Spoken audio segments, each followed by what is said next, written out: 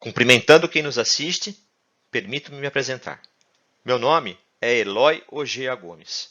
Sou promotor de justiça e atualmente ocupo a 8ª Promotoria de Justiça de Guarujá. Esta apresentação se destina a detalhar projeto idealizado pela 8ª Promotoria de Justiça de Guarujá, desenvolvido em conjunto com a Prefeitura de Guarujá e já em plena execução. O projeto se chama COFIUP. É um projeto que teve início em 2018 e que busca dar eficiência à função fiscalizatória do Ministério Público junto às instituições de longa permanência de idosos, as ILPI.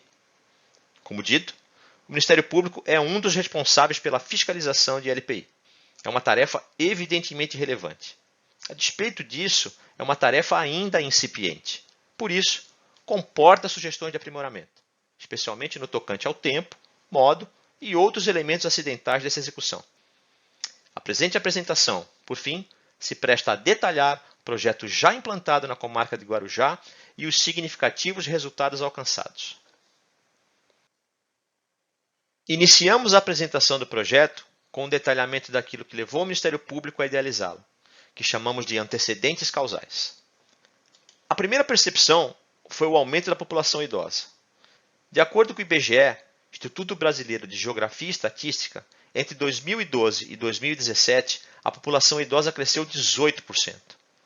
Como decorrência disso, houve um aumento da ordem de 400% de ILPIs na comarca de Guarujá, a maior parte clandestinas.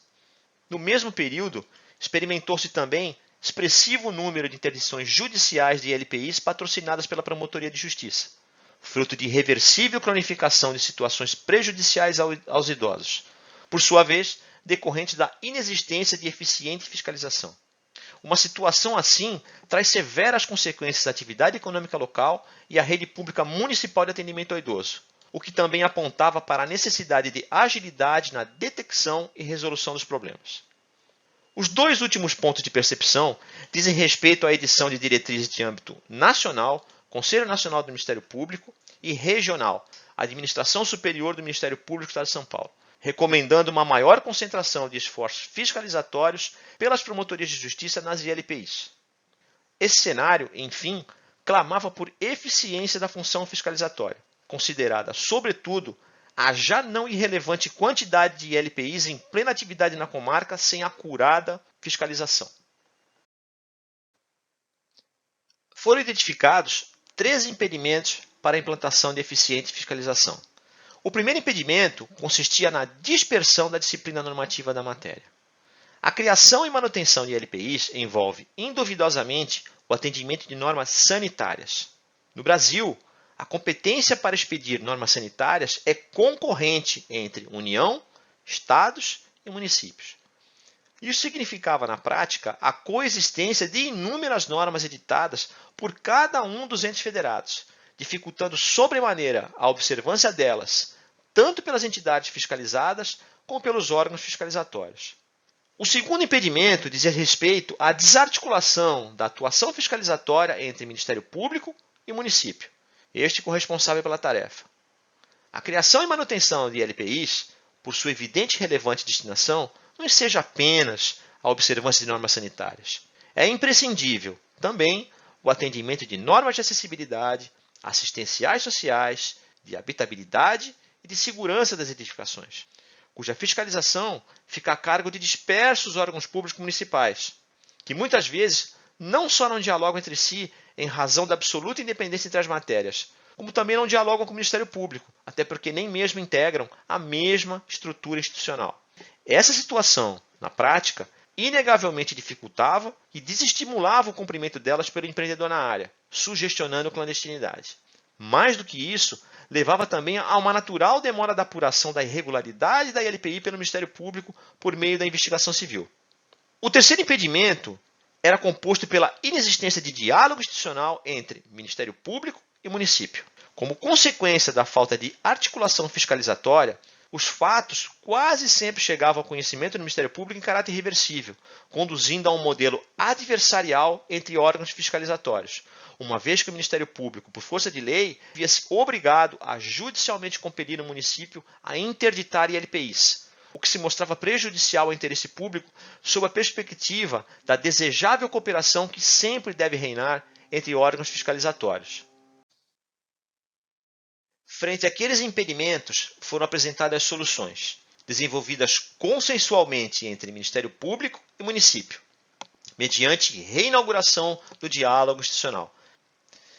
A solução para a dispersão da disciplina normativa e seus deletérios efeitos foi simples: a edição de lei local única, consolidando toda a matéria pertinente tratada nas mais variadas esferas legislativas e administrativas para funcionamento de LPI.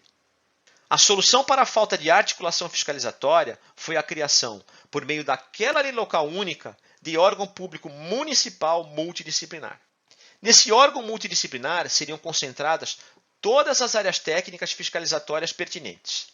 A esse órgão também seria conferido amplo e eficaz poder de polícia e com aproveitamento de servidores de carreira. Essa solução demonstrou ainda as seguintes vantagens: se mostrou de baixo custo, por aproveitar servidores de carreira. Se mostrou vantajosa para o interesse público, porque instituiria a realização de inspeções periódicas para detectar problemas no seu nascedouro. Se mostrou eficaz, porque concederia, por exemplo, a decisão e a autoexecução de sanções administrativas aplicadas por esse órgão multidisciplinar. Por fim, essa solução se apresentou eficaz porque o próprio órgão multidisciplinar seria obrigado a elaborar relatórios diagnosticando os problemas detectados, enviando-se ao Ministério Público, estabelecendo-se assim permanente articulação entre órgãos fiscalizatórios.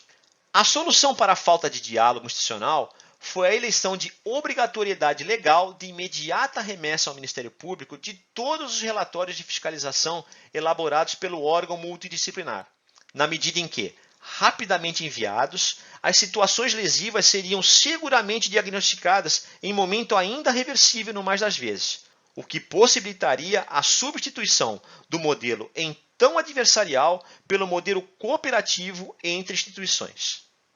Essas soluções ainda trouxeram, a reboque, o resgate da credibilidade da função fiscalizatória municipal, até porque apoiadas pelo Ministério Público, e a racionalização da satisfação dos critérios para funcionamento em conformidade com a lei. Todos os objetivos foram alcançados e podem ser resumidos em 3 grandes painéis, que detalharemos agora. Hoje vige em Guarujá a Lei 4.552 de 2018. Dessa lei podemos destacar, dentre outras, as seguintes previsões legais: a consolidação de todas as obrigações para funcionamento das entidades em condições proveitosas para os idosos acolhidos. A racionalização para a comprovação da adequação das entidades às normas pertinentes. A criação de órgão municipal multidisciplinar fiscalizatório, a COFIUP. A positivação da natureza jurídica das ILPIs como entidade de natureza sociosanitária, seguindo moderna literatura especializada, importante para evitar discussões estéreis sobre tipificação do serviço prestado. A positivação da separação conceitual entre entidade clandestina e irregular, fundamental para enquadramento e aplicação de sanções administrativas proporcionais e razoáveis. A previsão de responsabilidade solidária do representante legal das ILPIs pelas obrigações assumidas pela entidade, imprescindível para evitar manobras fraudulentas da lei. E a equiparação do dirigente da entidade ao guardião, muito útil em situações de urgência médica, por exemplo.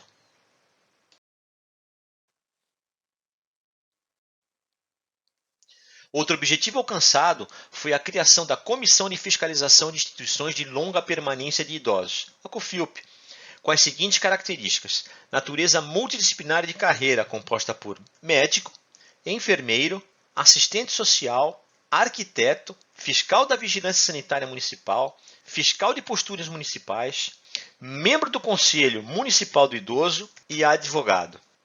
Outras características são poderes para autorizar, renovar, cassar, anular, revogar e interditar diretamente ILPIs. Poder de requisição municipal para assegurar o cumprimento de suas decisões. Obrigação de fiscalização mínima semestral. Confecção de relatório conclusivo e fundamentado relativamente a cada inspeção e obrigação de encaminhamento dos relatórios de inspeção ao Ministério Público.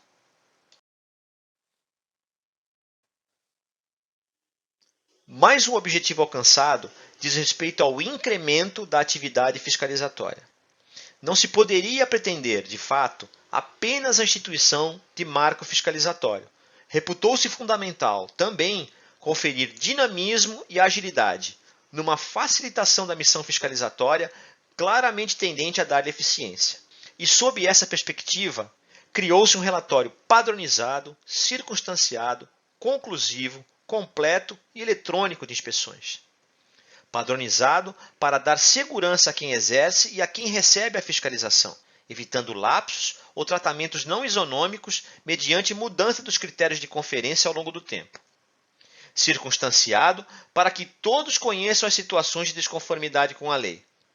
Eletrônico para dar dinamismo e agilidade mediante conferência dos itens a serem checados, compilada e consensualmente preconcebidos. Para quem tiver interesse em consultar esse relatório padronizado, o endereço está aí. Criou-se também um calendário anual de fiscalização mínima semestral, obrigatoriamente encaminhado ao Ministério Público ao final de cada ano antecedente. Tudo isso para dar transparência, permitir controle e satisfazer a necessidade de articulação entre órgãos fiscalizatórios. Criou-se também a obrigação de confecção de levantamento estatístico anual das atividades desenvolvidas pela COFIUP ao longo do correspondente ano, com a finalidade de possibilitar, de maneira confiável, correção de rumos e consequente aprimoramento das atividades fiscalizatórias. Nesse slide, demonstraremos os efeitos do projeto ao longo do tempo, por meio de dados oficiais. Quando iniciada a implantação do projeto, em 2018, o cenário era composto por 4 entidades clandestinas, 19 em atividade, 5 irregulares e 3 regulares. Como é possível perceber, a somatória entre entidades irregulares, regulares e clandestinas chega ao número de 11. O total de 19 apresentado se deve à desarticulação fiscalizatória então existente, porque eram computadas no mesmo cadastro, por exemplo, entidades para tratamento de drogaditos e de pessoas com deficiência. Já no ano seguinte, com a especialização do cadastro, esse cenário é composto por 3 entidades clandestinas, 11 em atividade, 5 irregulares e 3 regulares. No ano de 2020, esse cenário passa para nenhuma entidade clandestina, 8 em atividade, 6 irregulares e 2 regulares. E no ano de 2021, o pleno êxito do projeto. Não há entidades clandestinas, não há entidades irregulares, há 7 entidades de atividades e todas regulares. Neste encerramento, gostaria de agradecer todo o apoio e esforço empregados pelos doutores Tiago Felipe de Souza Vance e Tiago Toscanelli Ferreira, ambos da Prefeitura de Guarujá, que desenvolveram conosco essa iniciativa, corresponsáveis pelo êxito que temos colhido. A ambos, o nosso muito obrigado.